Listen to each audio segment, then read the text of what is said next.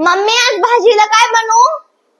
एक काम कर, हरभऱ्याच्या डाळीची मस्तपैकी झणझणीत मसाल्यावाली आमटी बनव. ठीक आहे.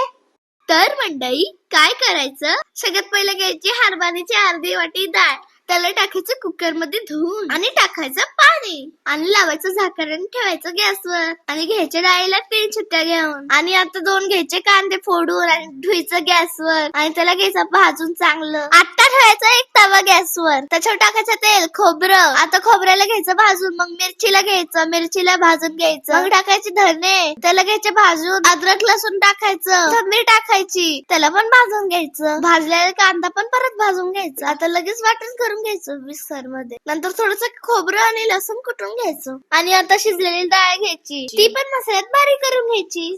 आता ठेवायची एक कढई गॅसवर, कढईत टाकायचं तेल, तेल गरम झाल्यावर खोबरं आणि लसूण कुटल्याला टाकायचं आणि त्याच्यावरती टाकायचं कढीपत्ता आणि नंतर टाकायचं घरातला काळा मसाला आणि लगेच बारीक करून घेतलेलं वाटण टाकायचं, मिक्स करून घ्यायचं. मग चवीपुरतं मीठ टाकायचं, चांगलं मिक्स करून घेऊन ना पाणी टाकायचं आणि आता याला 5-6 मिनिटासाठी मीडियम गॅसवर उकडून द्यायचं. झाली आपली आमटी रेडी. एकच नंबर लागते. तुम्हाला आवडत असेल ना मला सांगा.